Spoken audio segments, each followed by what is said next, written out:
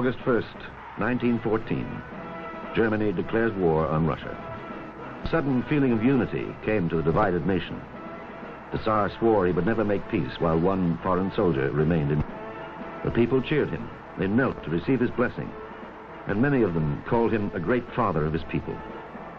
The patriotic fever, which was shaking every warring nation of Europe, also gripped Russia.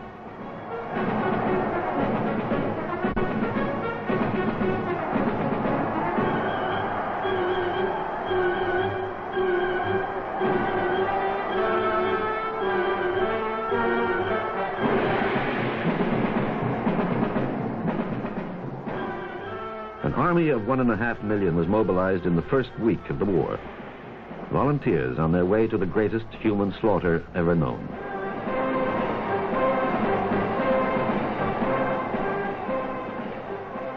On the bleak battlefields of Eastern Europe, 1 man out of every 2 was to become a casualty. The dead, often unburied, and the wounded left to freeze in their own blood. At the outbreak of war, the Bolshevik leader Lenin was expelled from Poland and moved to Bern in Switzerland. Here he met with a small group of fellow revolutionaries in a wood near the city. Lenin analyzed the probable consequences of the war in terms of what he advocated, turning what he called an imperialist war into a civil war.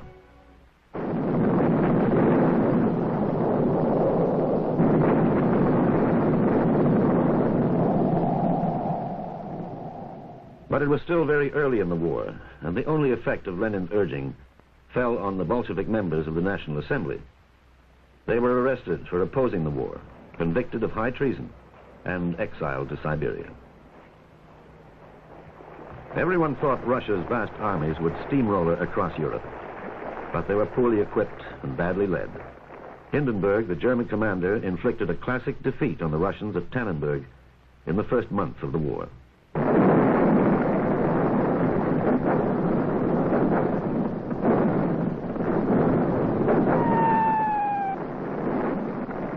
The Germans cut off and surrounded the Russians.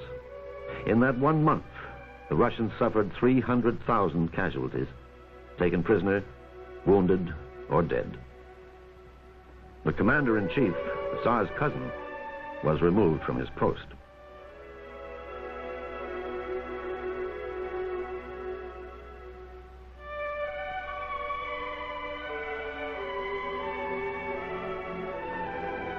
The Tsar himself took over, but the defeats continued. However, the war minister felt that if commanders were faulty, the soldiers could always place their trust in a higher power.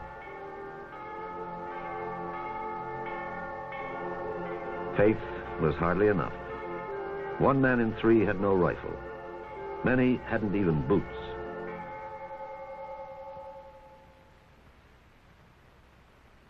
At the palace of Sarkoselo, where the empress lived with her children, another and more extraordinary religious influence had arisen. Rasputin, a drunken, uncouth peasant, had an uncanny hold on the empress, who believed that his mystic powers could cure her invalid son. As her favorite, Rasputin had wheedled his way into the highest places. His reputation as a lecher never lessened his magnetic attraction for fashionable women, and the empress was spellbound. Moscow cartoonists, however, saw things differently.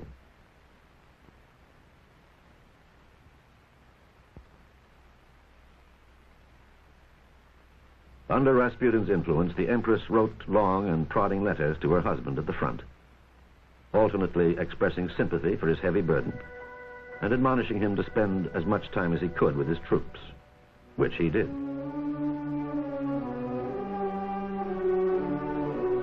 Also, there were a great many wounded to console.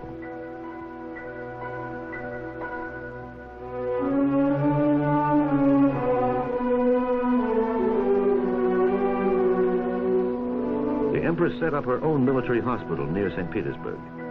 The flood of dying and wounded from the front had increased as the Russian army was pushed steadily back by the forces of Hindenburg. And the reversals of war increased the popular feeling against Grigory Rasputin.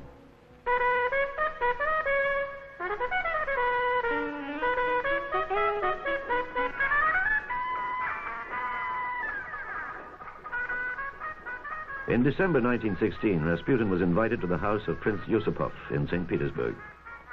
And while his aristocratic friends played Yankee Doodle Dandy on the gramophone, he was murdered.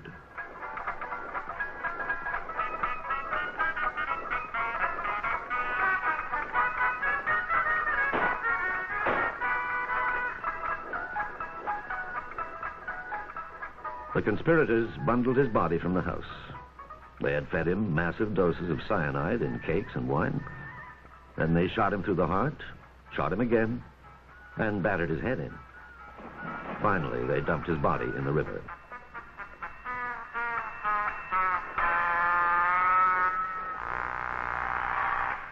The Russian winter of 1916 was one of the coldest ever. Transport was disorganized and power supplies were cut. Bread was hard to find because flour was scarce. The lack of consumer goods and inflation made peasants reluctant to sell their grain.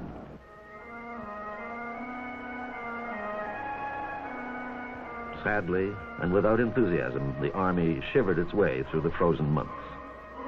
After the humiliation of defeat had come the bleak miseries of Russian winter.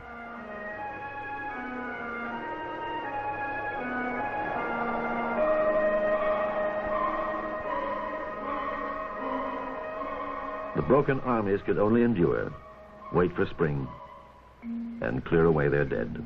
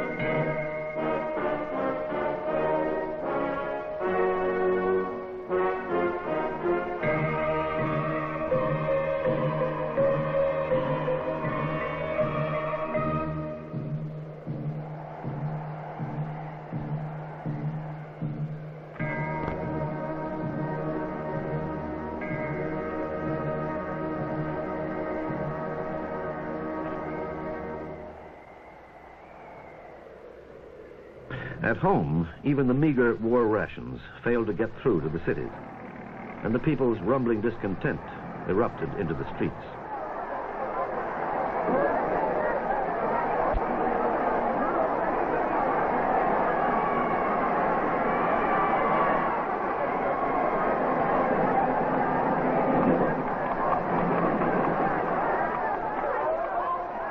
On February 23rd, there was a general strike in St. Petersburg. Nearly 100,000 workers joined in the demonstrations. Stop the disturbances in the capital, the Tsar ordered, but it made no difference.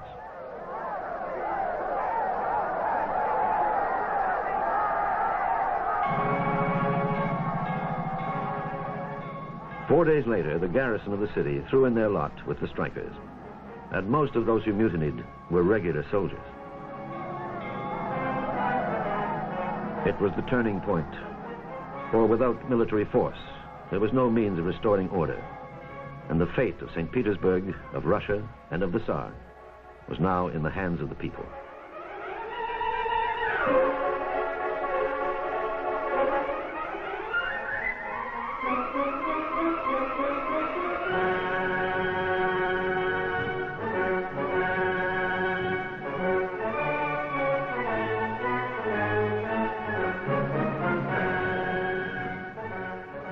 In a desperate search for leadership, the demonstrators marched to the National Assembly.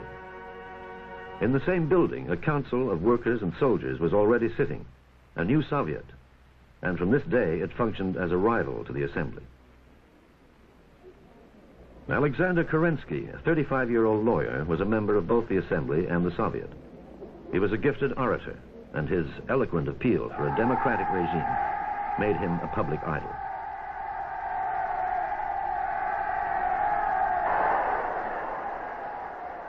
When the troops at the front heard of the riots in the capital and were told that the Tsar might fall at any moment, They cheered and laughed and waved their banners like everyone else, thinking, no doubt, that a new government might end the war.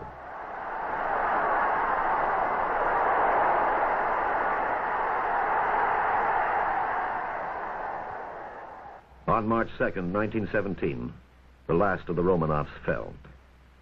Without even a show of resistance, Nicholas signed the instrument of abdication. The English novelist William Gerhardy comments. He was very obdurate, and so he had to abdicate. And the members of the Duma boarded his train at the siding, Pskov, and demanded his abdication. And he had to agree. There was nothing else he could do.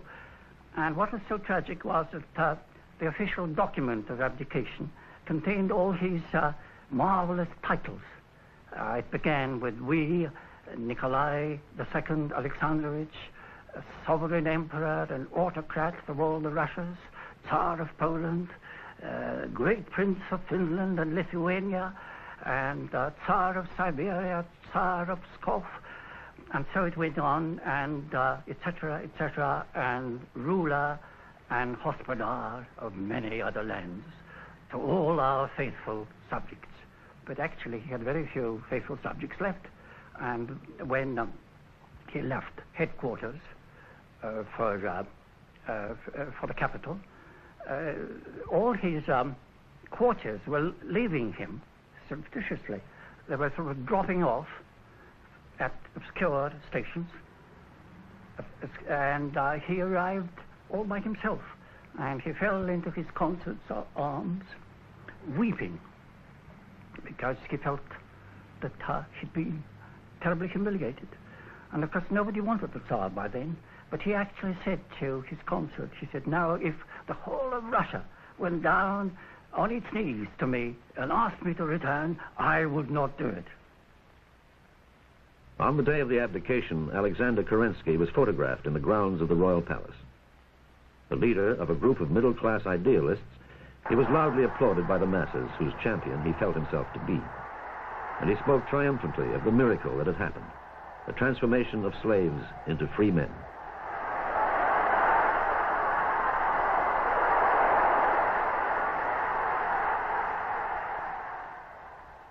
A coalition government was formed of the right and the center.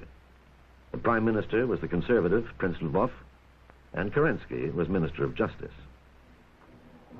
Mobs sacked and looted the old Tsarist offices.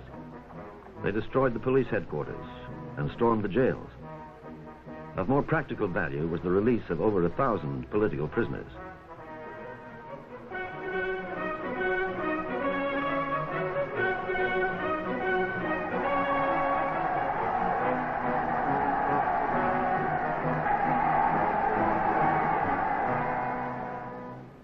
A young man called Molotov came home from a long Siberian exile. So did another, Stalin, the man of steel.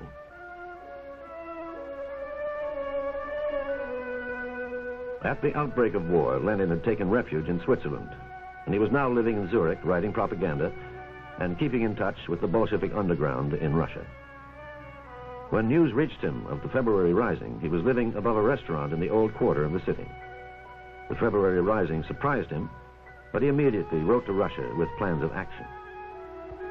He decided to leave Switzerland for St. Petersburg and the revolution as soon as possible. When he left for home, Lenin had been away from Russia for over 10 years, and he was traveling with fellow revolutionaries who had spent their years of exile waiting for this moment. They crossed Germany in a private train, and their safe passage was guaranteed by the Kaiser. The German government saw an obvious advantage in helping those who were so violently opposed to Russia's being in the war.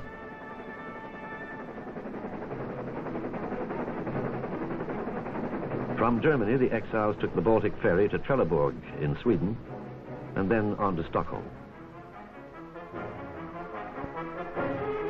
There was just time for Lenin to stop for a new pair of shoes, and for someone to take this photograph, a group of revolutionaries hurrying to catch up with the revolution. Then they rushed north again through Finland. At last, on April 3rd, 1917, the long exile was over. 8 days after leaving Switzerland and 6 weeks after the February Rising, Lenin arrived at St. Petersburg. A large crowd met him at the station, and many of them must have expected him to congratulate them on a revolution they believed was won.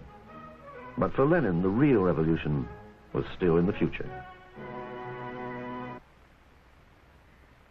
The day after his return to Russia, Lenin addressed the Soviet in the Tauride Palace, and he surprised his audience with a bitter attack on the government.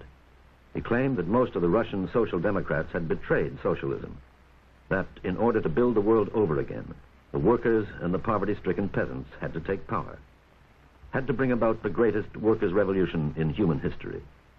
It is time, he said, to cast off the old dirty shirt and put on a new one. 4 weeks later, Leon Trotsky arrived from New York. For the past 12 years, he and others had opposed Lenin on some issues, supported him on some. In August, he joined the party, and his brilliance as orator and organizer were to make him the second party chief. For a time, the new government seemed to be losing ground. At the end of April 1917, 30,000 soldiers and most of the civilian population of St. Petersburg marched with slogans opposing the war. On May Day, the demonstration continued. The people were enjoying a newly won freedom of speech, and now they used it to call for the overthrow of the government which had granted it. On the battlefields, the Bolshevik peace slogans had immediate appeal. They sent agitators among the troops, and sometimes even persuaded them that the enemy soldiers were really their brothers. The government, unnerved by army mutinies, made Kerensky Minister of War. Calling for confidence and discipline from the troops, he assured the Allies that Russia would continue to fight. An American delegation welcomed this assurance. The British also came and were duly impressed when Kerensky told them that anti-Bolshevik demonstrations were taking place in the capital, with banners which said, "Russia is not a frog for the experiments of Lenin." How wrong that statement was.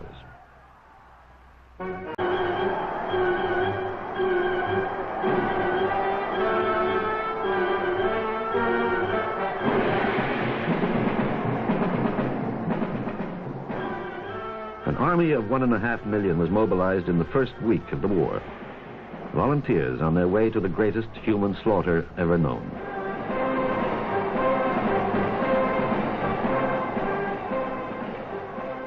On the bleak battlefields of Eastern Europe, 1 man out of every 2 was to become a casualty.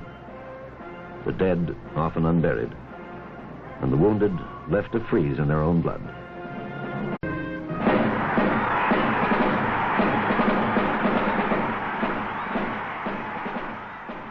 August 1st, 1914, Germany declares war on Russia. A sudden feeling of unity came to the divided nation. The Czar swore he would never make peace while 1 foreign soldier remained in. The people cheered him. They knelt to receive his blessing, and many of them called him a great father of his people. The patriotic fever, which was shaking every warring nation of Europe, also gripped Russia.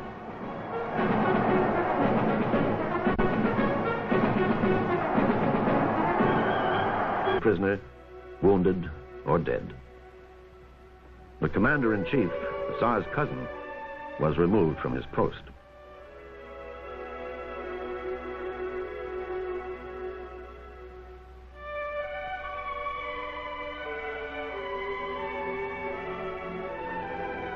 The Tsar himself took over, but the defeats continued. However, the war minister felt that if commanders were faulty, the soldiers could always place their trust in a higher power.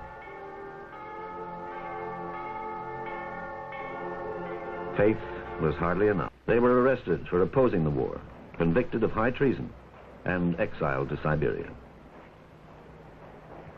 Everyone thought Russia's vast armies would steamroller across Europe, but they were poorly equipped and badly led. Hindenburg, the German commander, inflicted a classic defeat on the Russians at Tannenberg in the first month of the war.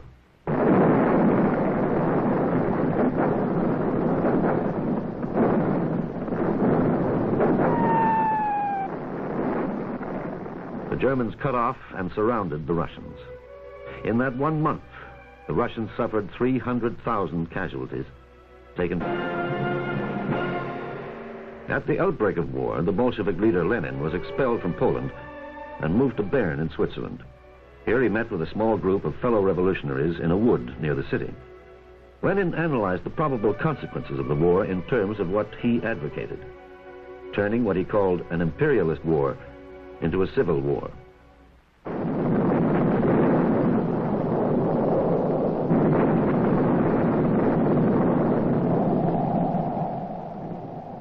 But it was still very early in the war, and the only effect of Lenin's urging fell on the Bolshevik members of the National Assembly.